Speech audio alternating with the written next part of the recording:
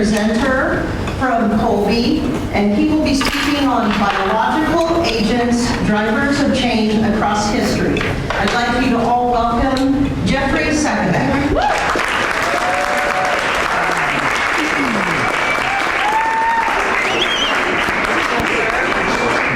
You bet.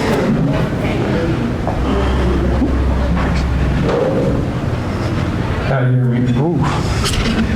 I tell you what, I was just talking about, I do how many lectures a week for how many years now, yet I am more nervous and tight about this one than I was, I think, for my oral exams. Sorry, Dr. G. Between you and Dr. Farley and Dr. Fink shooting all those questions, man, that was tough. Overall, I am I am a little dry today. It's been a long Monday, right? I appreciate you guys taking your time to come here. Colby students, former Colby students, all the above, faculty that came from Colby, I cannot thank you enough for making the drive. I'm more than surprised and happy. Thank you for that. Distinguished FHSU and Hayes personnel. Awesome to see you guys. Especially those of us that just got back from the Athens trip, right? Greece trip, I should say. Yep, good to see Dean's back there going ahead. Breathe in, and we're not going to have to resuscitate him. You know, that was rough, but overall, yes, I'm Jeff Sekovic. I am the division chair of the sciences over at Colby right now. This is what we're here for, right? Biological agents, drivers of change across history. Nice lofty title. But first things first, those of you that are not familiar with me, I'm a little bit of a non-traditional. Yes, I grew up in Asia, but many of you have asked that as an Air Force family. Went to the Air Force Academy, played football.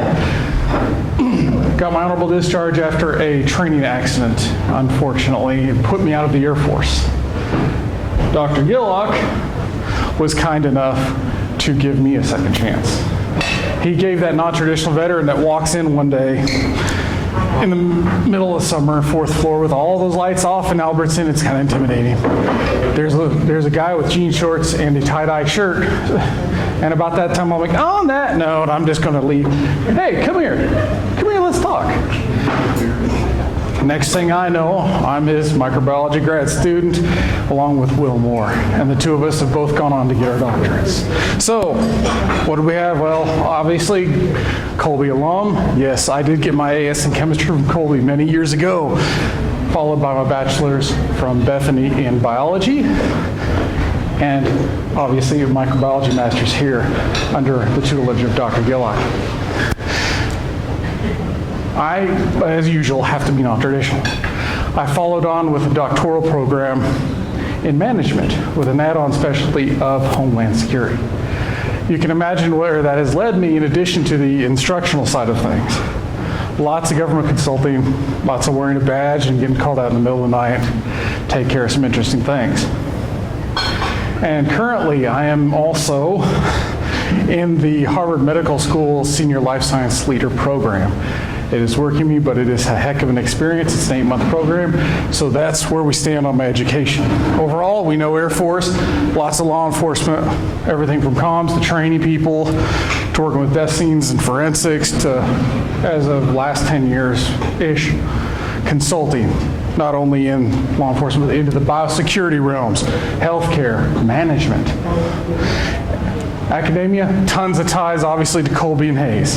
I think I already hit a lot of those, but there's more than you know.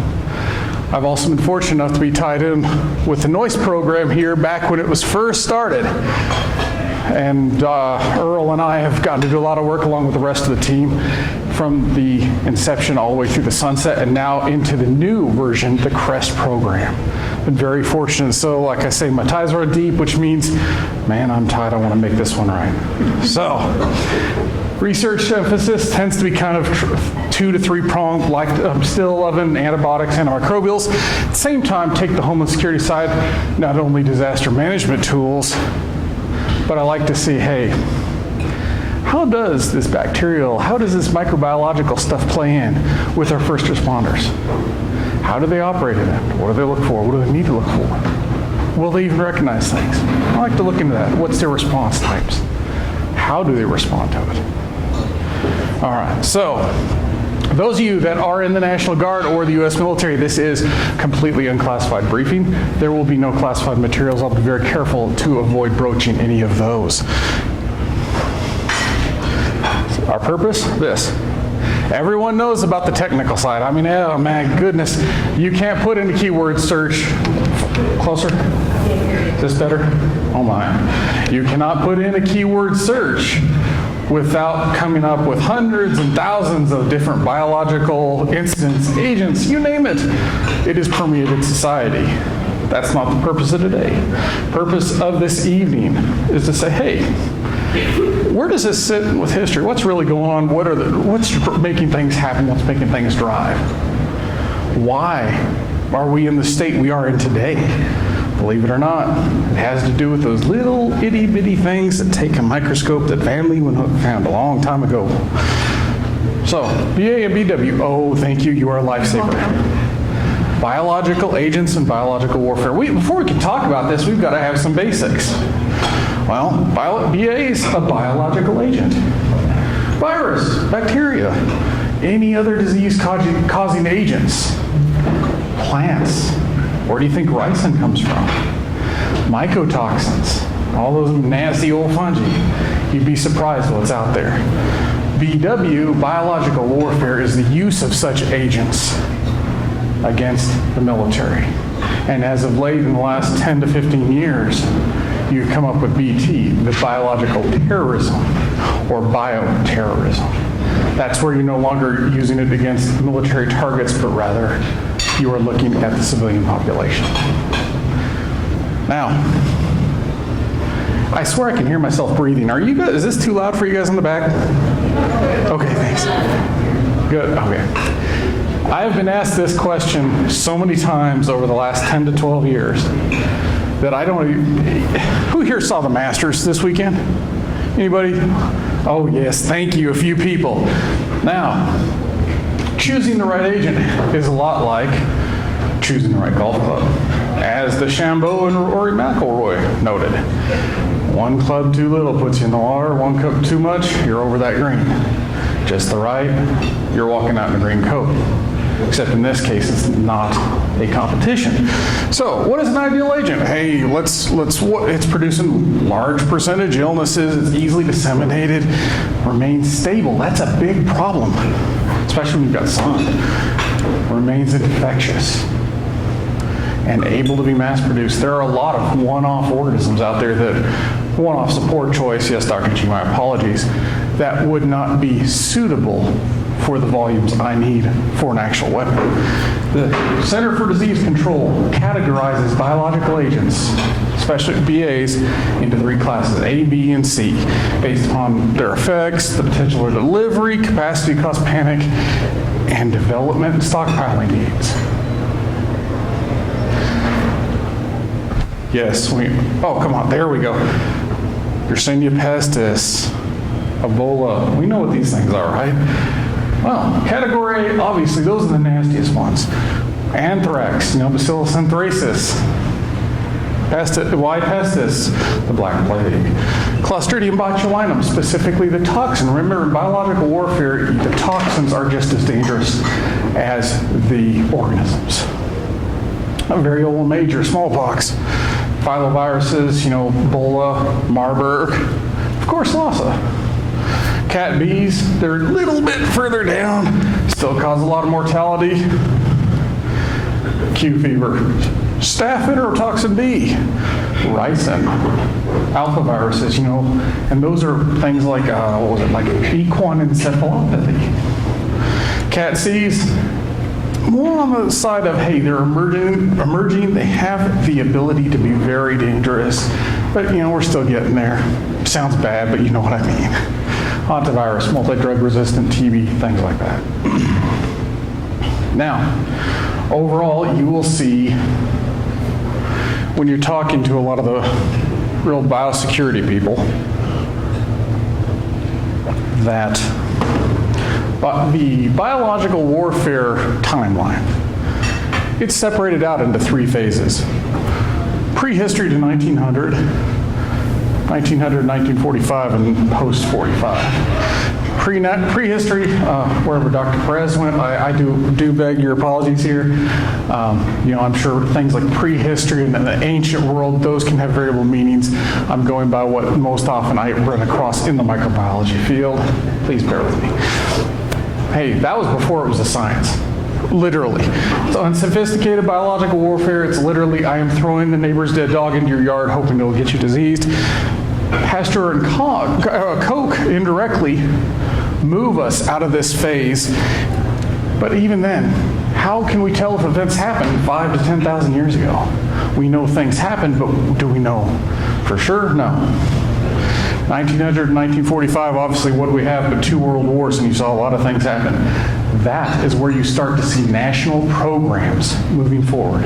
Still rather unsophisticated by today's standards, but now you see a formalization across nations, all looking at the BW programs. Post-45, that's where we see this explosion. The stuff you see in science fiction. You're all good. This is due to the biotechnology advances and all that, and genetic engineering has truly taken VA potential far beyond. So let's talk about this timeline thing. I know I can see everybody's getting anxious for that, and I do beg your indulgence. I've been lecturing since 8 a.m. this morning.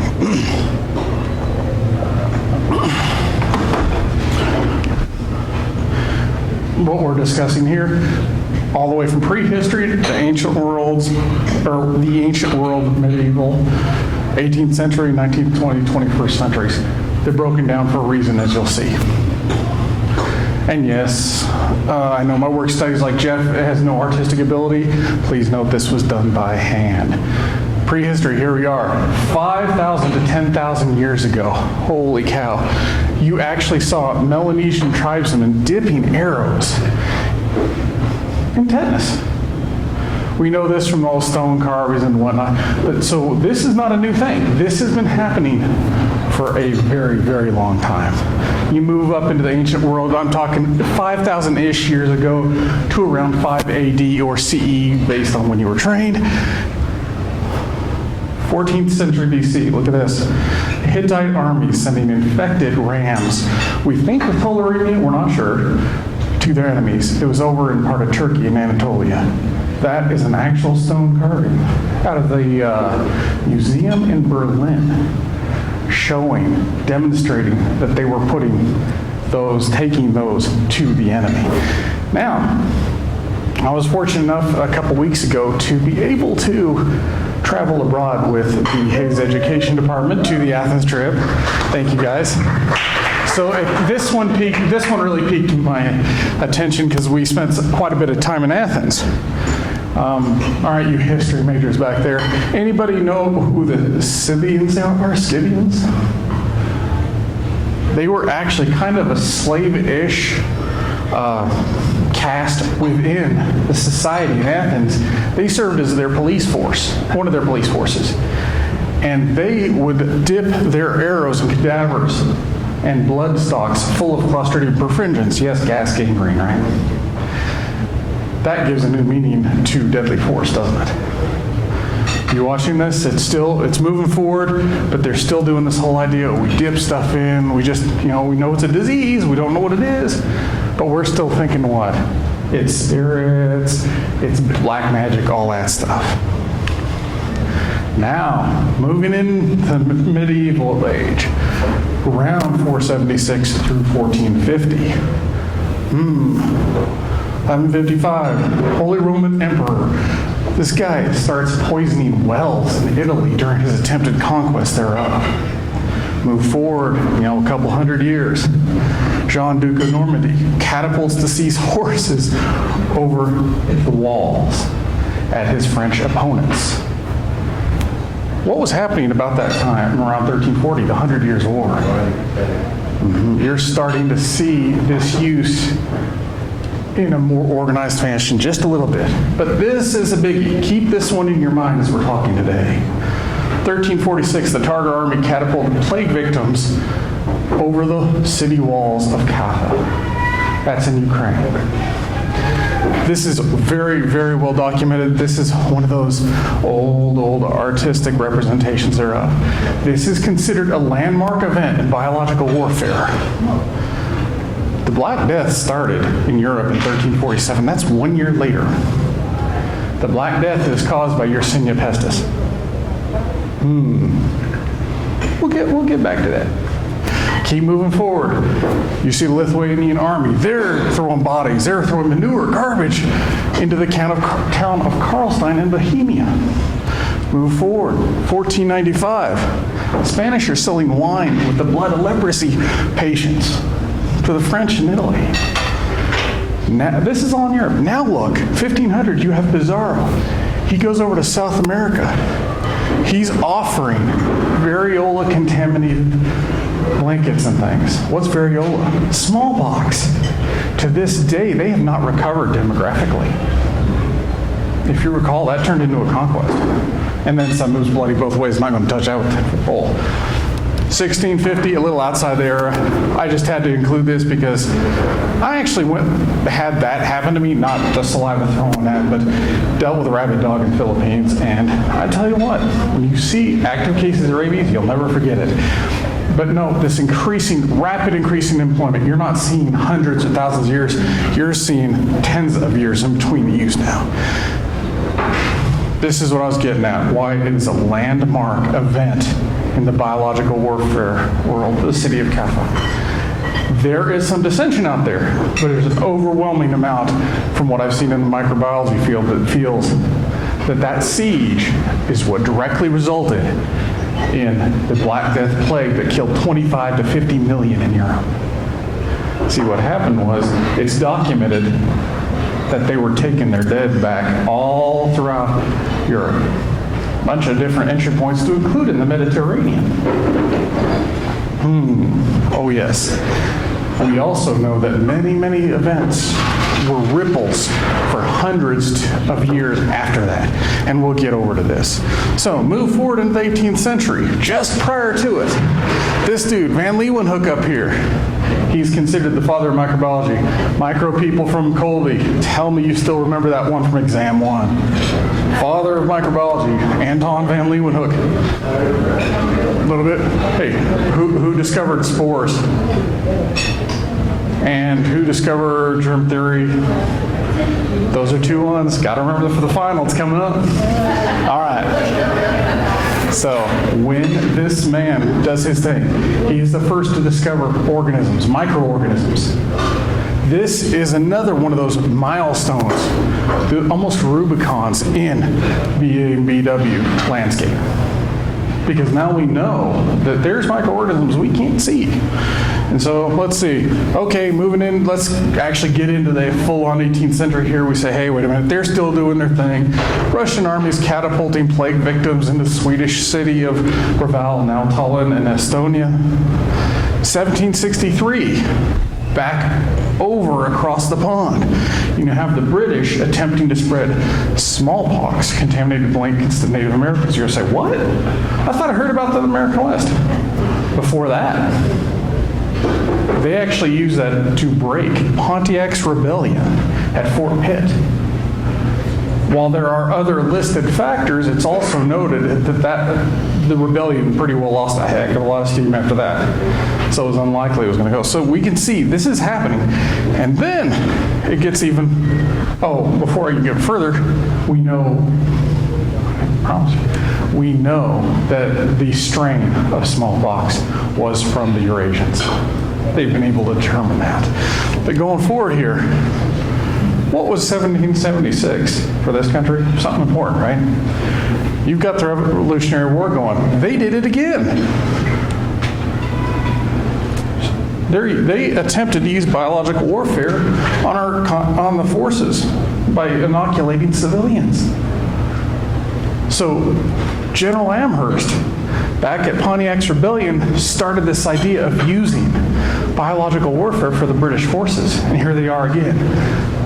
Same continent, doing it again. Pretty direct, isn't it? And at the same time, you've got that going on back across in Europe. You have the Napoleonic armies. They're doing things like flooding plains to enhance the spread of malaria. But this is a biggie. You are starting to see this no longer be used as just a simple battlefield weapon, but you are starting to see it be used as a strategic weapon to finish campaigns, to finish wars. We know what strategic weapons are. Nuclear weapons, biological, chemical, the ones that you're talking mega casualties. So, all right, jump forward. Here we go to the 19th century. Now, I had to throw this in here because not every time you see something in the historical timeline will it be a direct use. There was a smallpox outbreak out at a Russian fort. That was purely accidental, believe it or not. A mercantile company actually shipped accidentally from San Francisco a whole bunch of supplies as part of a business deal. At the same time, though, we did have, about 30 years later, the Civil War is going on, and there you did see yellow fever, smallpox again being used, but all through infected clothing and things like that, those types. If you notice, it's pretty quiet. There's not a whole bunch of things happening here. But what does move forward? At the end of the 19th century, microbiology. Colby, please tell me you remember these names. Pasteur and Koch. They discover the germ theory of disease. Oh man. We have now springboarded past the idea of, sorry, Cammie, I stepped on your mom's plants. Please don't have Zeus throw a lightning bolt at me. Because back in those times, they thought disease and whatnot was from curses, from black magic, stuff like that. Now that you combine what Anton van Leeuwenhoek said, hey, there are microorganisms. You combine these guys who say, what's that simple version of germ theory? Basically, disease is caused by germs, if you really want to get overly simplified. And now we've come up with the idea that there are bugs out there. You can use them. All right? This is an epistemological change, an overall change of, like, at the core level of all of this. This is the turning point in history of biological warfare. Now, because we know how to culture things, we have these sterile techniques. You can say, hey, I can do systematic isolation and production of tons and tons of different pathogens, as well as control of their dissemination. So now I'm not going to necessarily get my people infected that are trying to infect the enemy. Okay. This is where we get into the start of modern biological warfare. This started the whole transition. It is incredible to see that some of the biggest names in the scientific field are turning points all along history. We have seen a slow, gradual transition from literally throwing dead animals in others' yards to, I can culture organisms, I can grow them, I can use them.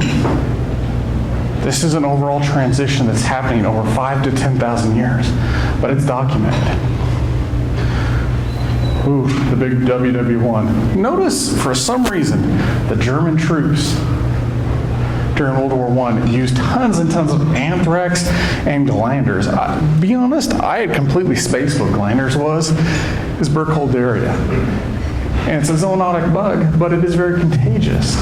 It'll give you a lot of hives and nodules and make you pretty sick, some people, but it's not like Bacillus anthracis. And so they were selling all sorts of livestock to the Russians, to the British and Indian forces. They even attempted to spread the plague in St. Petersburg. Holy cow.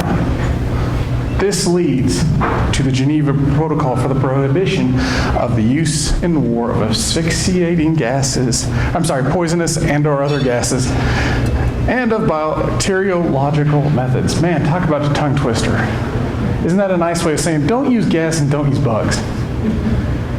This time in 1925 was huge because it brought it to a true international stage. It started taking it from these battlefields to these campaigns, to these wars, to now we're talking international discourse. You are now making it an international concern. So you're watching this transition through history. First time ever happened. 38 signatories, 140 parties. Move forward. I'll bet you a bunch of people have heard of that. I see a few heads nodding. Because of that protocol, biological research, warfare research, was not prohibited. But what it did do was what? You told everybody there was something really bad, so guess what? We better all understand what it is, so let's all start our own BW programs. That's what really spurred out of that. So suddenly you have freaking every country saying, oh, I want to know how to do this. I need to know how to do it for defensive purposes. In 1932, Japan gets the idea to start something called Unit 731. They were specialists in doing this, in conducting large-scale trials, for a better term. More like atrocities was another term. Throughout 1939 through 1945, this unit did things like poison wells in China to study what would happen to cholera and typhus outbreaks. They would take POWs. They would inoculate them with gas gangrene, anthrax, meningitis, cholera, you name it, even the plague. They even employed these biological agents against the Soviets and the Mongolians. And that's to be gentle in some of the reports I went through. It is incredible to see what humans can do to another, but that's another story. We do see incredible good. That's why I love being in academia.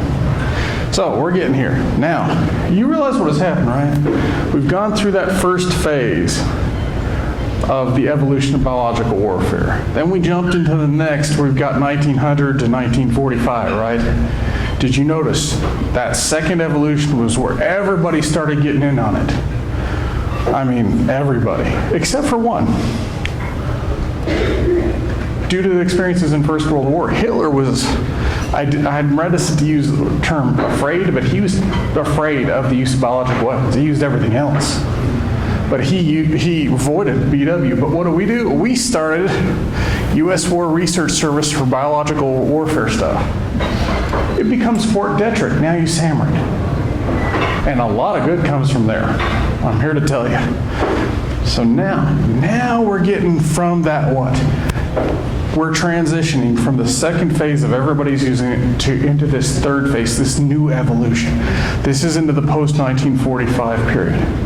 I'm sure a lot of people have heard of Operation Paperclip, where we basically pardoned a whole bunch from Germany and said, hey, work for a space program. What is lesser known is we also did the same thing with a whole bunch of Unit 731 members because we needed that knowledge.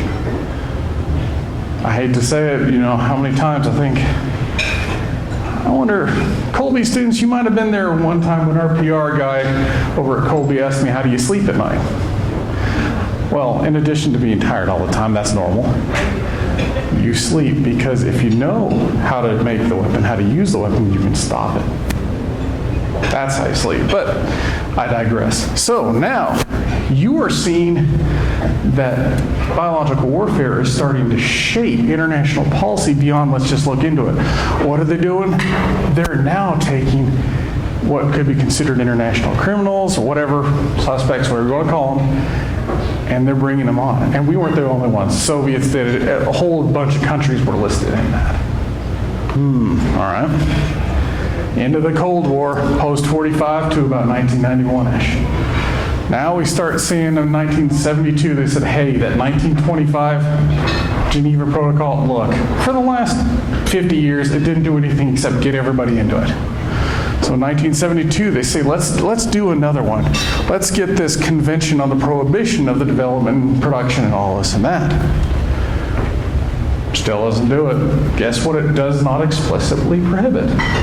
Production of biological weapons in terms of not so much weapons, but the research thereof.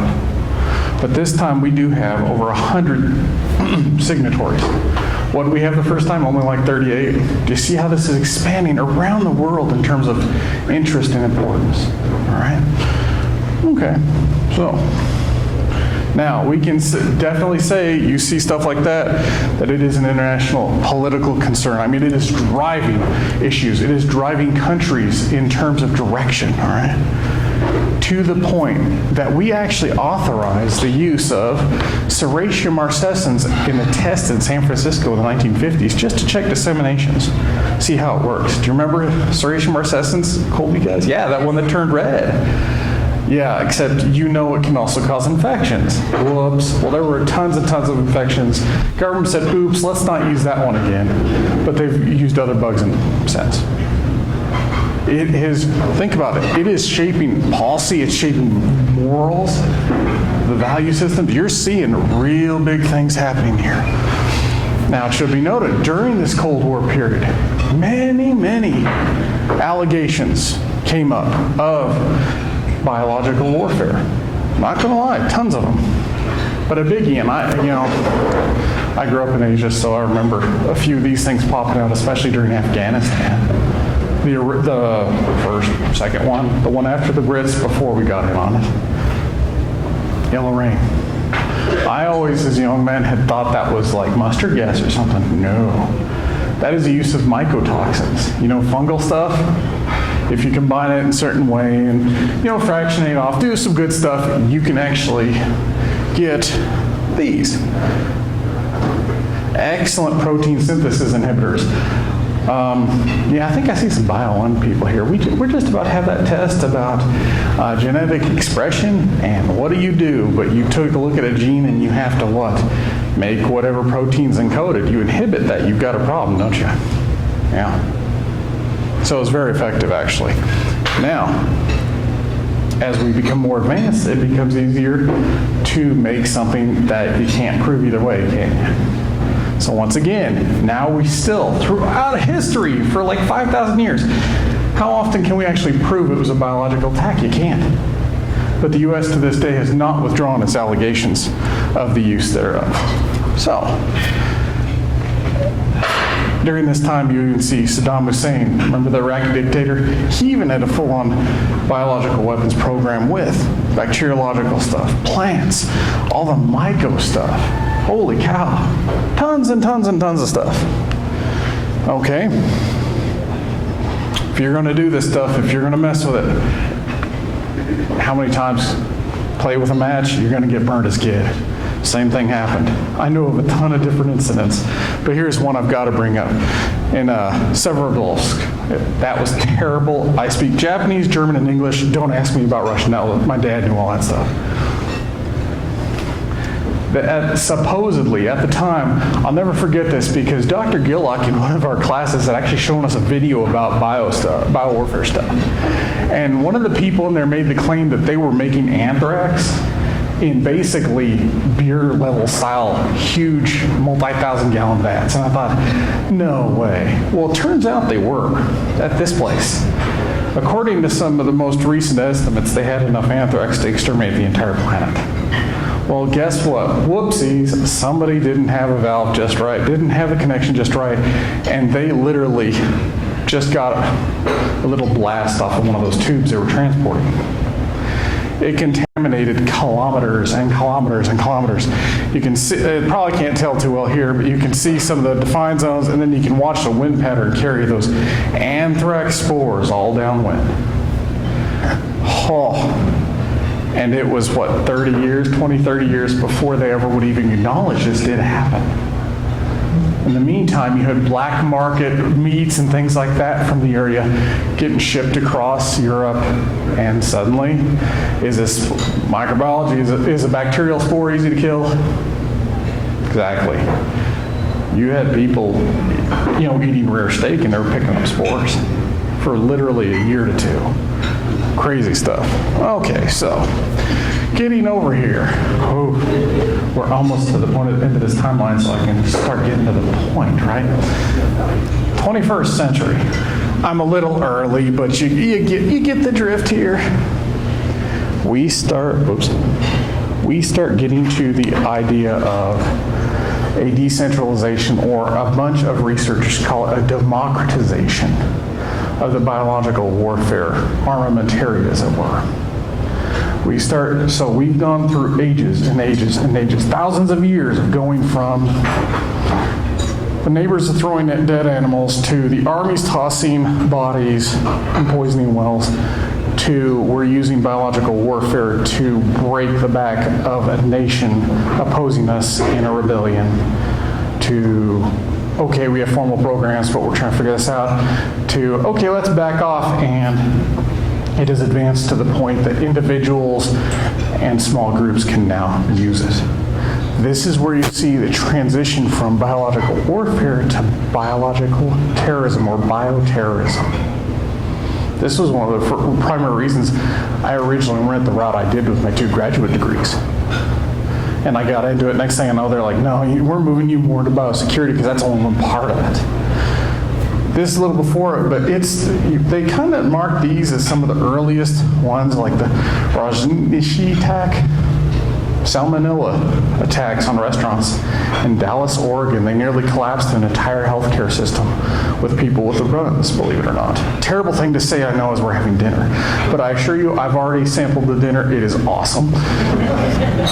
Now, move forward, mid to late 90s. Everyone seems to be familiar with Aum Shinrikyo. It's a Japanese cult. They were pretty radical. They believed their leader's blood would give them special healing abilities, things they would literally drink it. Yes, they did sarin gas in Tokyo subways, but what that doesn't make the news too often is they had hired biology teachers. And they were basically cooking up anthrax in the kitchen, as it were, and they were using it as an assassination weapon on Japanese judges. This is where you see that decentralization. All right? Now, what are we getting in proximity to? What happened? I've got to ask my students, what happened 2001? September 11th. I was scheduled for my very first solo flight in the United States Air Force. I was supposed to be on the first day as pilot in command. What happened again? 9/11, the attacks, that's right. Obviously, I did not fly that day. A lot of other things happened, but that day I did not fly. Now, what's often forgotten in the history books is, in close proximity, literally within days, we started getting anthrax letters in the mail. I keep saying anthrax. The movies say anthrax. Why? Bacterial spores, they're a survival mechanism. They can take the heat of reentry, they can stand the test of time. We've cracked canopic jars from the pharaohs that had Bacillus cereus and wheat. And 2,000 years later, I believe it was the University of Cairo, dumped some of those spores on media and it grew right up. So you can imagine if I throw it in a nice heavy envelope with nice embroidery, like I know Savannah back gave it all of her props, me included, those nice fancy dandy wax sealed envelopes as thank yous. That's a great place to put a bunch of spores, isn't it? Well, it happened to a bunch of members of the government. There were casualties. And you say, okay, so it has gone to terrorism. Sure, it's a crackpot, it's individuals, whatever. What many don't know is, those of you that may concern, I am not breaching any level of classification here. Everything's open source. Who here remembers what Operation Neptune Spear was? Codename Geronimo. Any of that come back? The operation when we took down Bin Laden? And a few of you starting to, yeah. Well, funny thing, Team 6 went in and did their thing. They go in, they raid a whole bunch of his filing cabinets because our SIG and Intel guys are so good that they couldn't have anything on computers. So they raid it all. He's got filing cabinets. They've gone back to couriers because you can't, I can break into a text anywhere. I can even plug into the wall and check the computers next door with going through power. They get trash bags full of materials. One of them refers to an incident in Tora Bora where they had to liquidate some scientists because the scientists had let loose their weapon against the Great Satan. That's what they considered the West. Interesting. About the same time, I was fortunate enough to work with some interesting people over the years, and I got sat down with this briefing. Our boys are in Tora Bora. They run across a cave, and so this cave is apparently sealed from the outside. They cracked the cave, and unfortunately, I didn't get to be one of the first opinions, but they did run it by me from some fiction, say, what do you see here? More of a training than anything else, but they also want another opinion. You look in, there's a ton of scientists, Islamic scientists, clearly, judging by their garb. Eyes, ears, nose, throat, they're bleeding out of every orifice, they're all dead. There's biohazard hoods in there, there's loops. You know what I'm talking about, micro guys. They had been working on a hemorrhagic organism in there for use, not only now as bioterrorism, but as to turn it into a true biological warfare attack against the continental United States. But micro-infection control is so important. One of them let it out. Guess what happened? All of them contracted it, so the head shed, good old Osama said, seal them in there. They earned their fate. I will not do that to you in the lab. I promise you we'll just go scrub you down and then hang you out in the sun. All right. Oh no. There have been many, many BT attacks in the last 18 or so years that I'm aware of. We've stopped them all. Now, I've got to bring this up. I did not want to put this in. Oh, I so did not want to put this in. COVID. During the COVID epidemic, I did get seconded out. I did a pro bono. I went to healthcare organizations. I bridged between them and the ASM, Society for Microbiology. They gave people like me and Dr. Gillock access to all the COVID databases, the current research.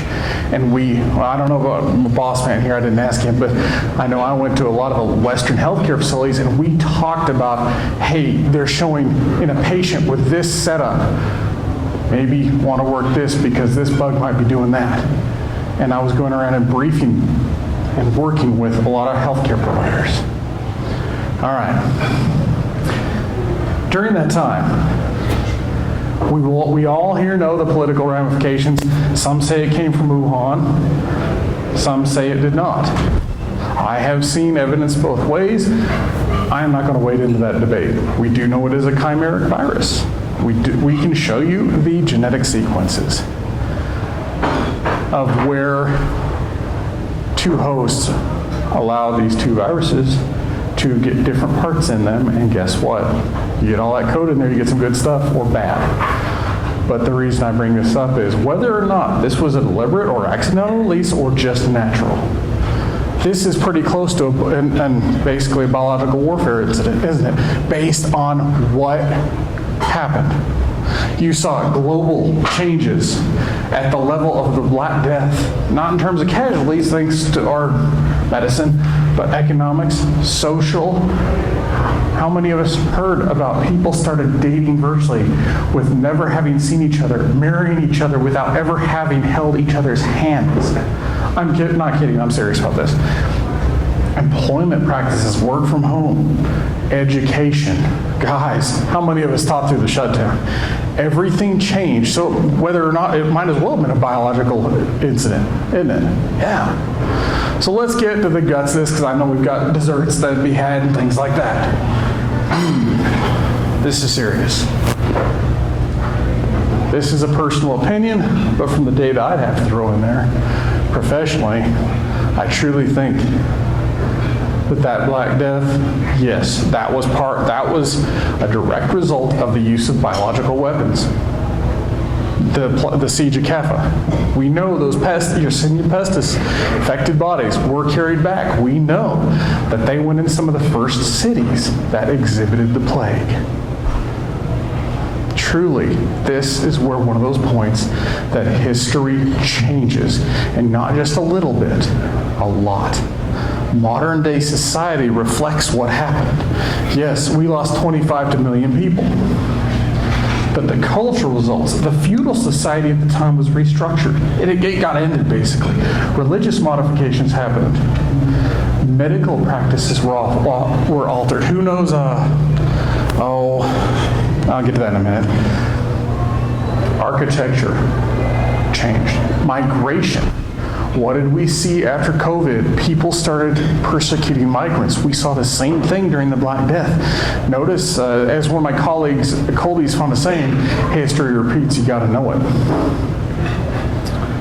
Let's take it a step further.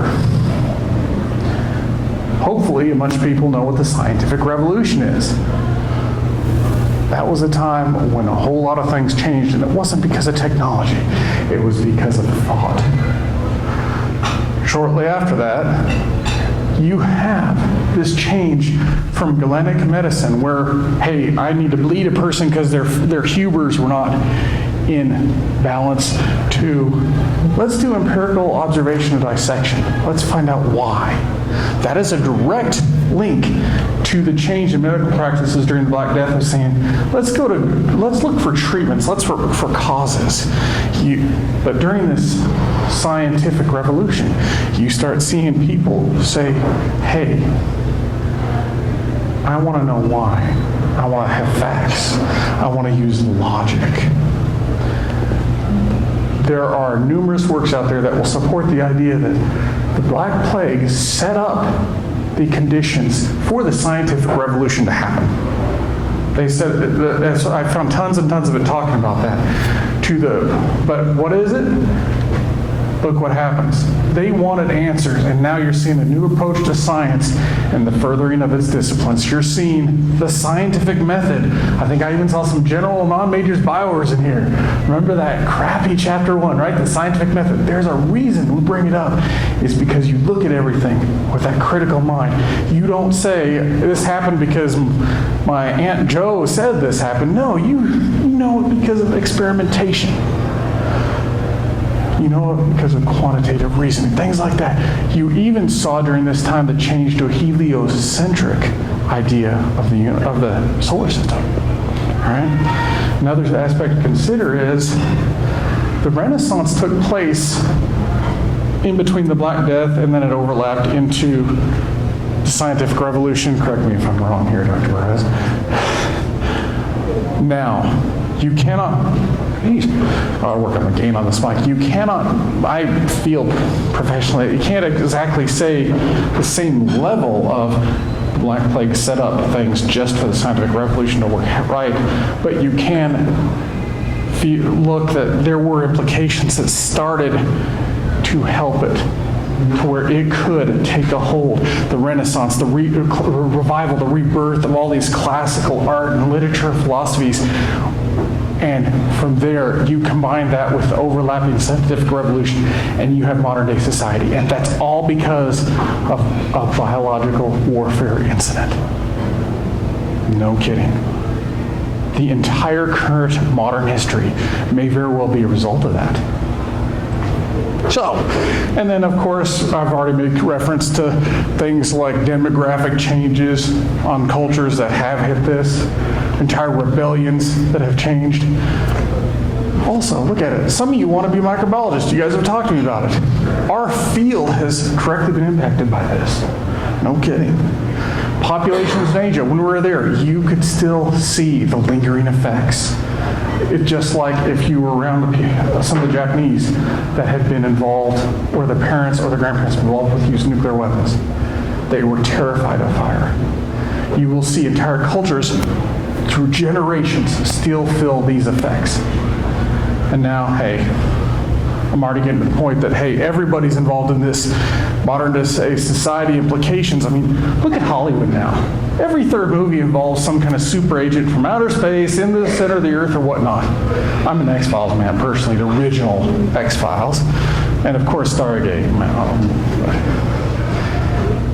It goes back to the society you see today. This society is a result of the use of biological weapons and agents throughout basically the last 10,000 years and how we've responded to them. That's the crux of this nice little, I was told to be 40 minutes, I'm at like 43, my apologies. But I cannot thank you enough for taking a look at this with me. And Bio 2 students, see, just like I showed you, it's at the back end. There you go. Guys, thank you so much for your time tonight.